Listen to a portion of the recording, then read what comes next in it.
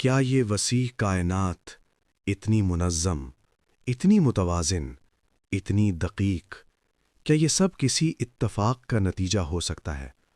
اگر نہیں، تو سوال یہ نہیں کہ خدا ہے یا نہیں، سوال یہ ہے کہ خدا ایک ہے یا کئی۔ آج ہم بات کریں گے ایک ایسی حقیقت کی جس پر پوری انسانیت کی نجات ٹکی ہے: توحید۔ توحید صرف ایک مذہبی اصطلاح نہیں، بلکہ حقیقت کائنات کا نام ہے۔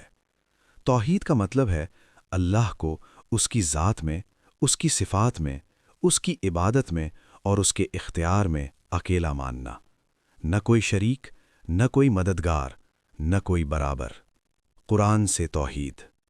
قرآن اعلان کرتا ہے کہ کہہ دو اللہ ایک ہے، اللہ بے نیاز ہے، نہ وہ کسی کا محتاج ہے، نہ کوئی اس کا ہمسر۔ یہ سورۃ الاخلاص ہے، قرآن کی سب سے مختصر لیکن سب سے مضبوط دلیل۔ یہ آیات صاف بتاتی ہیں کہ اللہ کی ذات ناقابل تقسیم ہے۔ قرآن یہ بھی کہتا ہے کہ میں نے جن اور انسان کو صرف اپنی عبادت کے لیے پیدا کیا، یعنی پیدائش کا مقصد نوکری، دولت یا طاقت نہیں، بلکہ صرف ایک رب کی عبادت۔ اور پھر قرآن وہ آیت کہتا ہے جس پر لرزہ طاری ہو جاتا ہے: اللہ اس گناہ کو کبھی معاف نہیں کرے گا کہ اس کے ساتھ کسی کو شریک ٹھہرایا جائے۔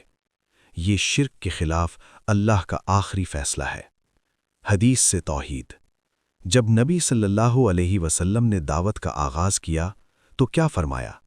لوگو، لا الہ الا اللہ کہو، کامیاب ہو جاؤ گے۔ نہ سیاست، نہ معیشت، نہ انقلاب، سب سے پہلے توحید۔ ایک اور حدیث میں نبی صلی اللہ علیہ وسلم فرماتے ہیں: اللہ کا بندوں پر سب سے بڑا حق یہ ہے کہ وہ صرف اسی کی عبادت کریں اور اس کے ساتھ کسی کو شریک نہ ٹھہرائیں۔ یعنی توحید اختیار نہیں، فرض ہے۔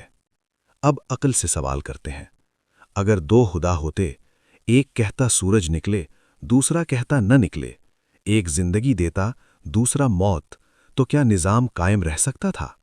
قرآن خود کہتا ہے کہ اگر آسمان و زمین میں اللہ کے سوا اور معبود ہوتے تو نظام بگڑ جاتا۔ لیکن ہم دیکھتے ہیں ایک سورج، ایک چاند، ایک کشش ثقل، ایک فزکس کا قانون، یہ سب چیخ چیخ کر کہہ رہے ہیں کنٹرول ایک ہے۔ ایبسولوٹ پاور کی دلیل۔ خدا کی طاقت اگر تقسیم ہو جائے تو وہ مطلق نہیں رہتی، اور جو مطلق نہ ہو وہ خدا نہیں ہو سکتا۔ لہٰذا حقیقی خدا صرف ایک ہو سکتا ہے۔ عملی اور فطری